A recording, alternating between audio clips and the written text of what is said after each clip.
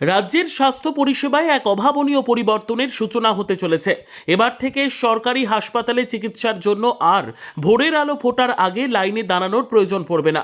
রাজ্য স্বাস্থ্য দফতর এক যুগান্তকারী সিদ্ধান্ত নিয়ে জানিয়েছে যে সাধারণ মানুষের সুবিধার্থে এখন থেকে বিকেলের পর সন্ধেবেলাতেও খোলা থাকবে হাসপাতালের আউটডোর বা ওপিডি বিভাগ। মূলত কর্মজীবী মানুষ এবং যারা দূর দূরান্ত থেকে চিকিৎসার জন্য শহরে আসেন তাদের কথা মাথায় রেখেই বিকেল 3টে থেকে সন্ধে 6টা পর্যন্ত এই বিশেষ ইভিনিং ওপিডি পরিষেবা চালু করার নির্দেশ দেওয়া হয়েছে। এর ফলে সকালের আউটডোরে রোগীদের যে অসহনীয় ভিড় হতো তা যেমন কমবে, তেমনি সাধারণ মানুষ আরও স্বাচ্ছন্দ্যের সঙ্গে বিশেষজ্ঞ চিকিৎসকদের পরামর্শ নিতে পারবেন। প্রথম পর্যায়ের এই মহাপরিকল্পনায় রাজ্যের মোট 85টি হাসপাতালকে অন্তর্ভুক্ত করা হয়েছে।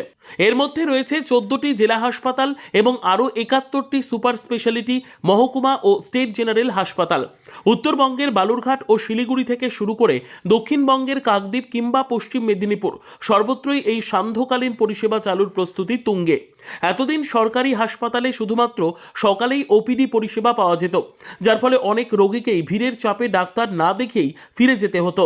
নতুন এই সিদ্ধান্তের ফলে সেই ভোগান্তি অনেকটাই লাঘব হবে বলে আশা করা হচ্ছে। পরিষেবাটির শুরুতেই সবচেয়ে বেশি গুরুত্ব দেওয়া হচ্ছে স্ত্রী রোগ ও প্রসূতি বিভাগ এবং শিশু স্বাস্থ্য বিভাগকে, অর্থাৎ মায়েদের এবং শিশুদের চিকিৎসার জন্য আর ঘন্টার পর ঘন্টা অপেক্ষা করতে হবে না। তবে শিলিগুড়ির মতো বেশ কিছু বড় হাসপাতালে মেডিসিন ও সার্জারি বিভাগেও সন্ধেবেলায় রোগী দেখার সিদ্ধান্ত নেওয়া হয়েছে।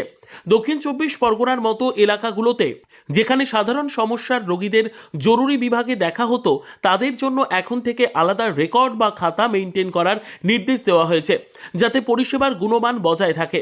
তবে এই বিরাট কর্মযজ্ঞের পথে কিছু চ্যালেঞ্জও রয়েছে। সরকারি এই সিদ্ধান্তে সাধারণ মানুষ খুশি হলেও স্বাস্থ্য দপ্তরের আধিকারিক ও চিকিৎসকদের একাংশের মধ্যে কিছুটা উদ্বেগ দেখা দিয়েছে। তাদের প্রধান চিন্তার কারণ হলো পর্যাপ্ত লোকবল। বর্তমান পরিকাঠামোয় অতিরিক্ত সময় আউটডোর চালাতে গেলে আরও বেশি সংখ্যক ডাক্তার, নার্স, ফার্মাসিস্ট এবং নিরাপত্তা রক্ষীর প্রয়োজন হবে। ইতিমধ্যে অনেক হাসপাতাল কর্তৃপক্ষ এই বাড়তি পরিষেবার জন্য অতিরিক্ত কর্মী চেয়ে আবেদন জানিয়েছেন।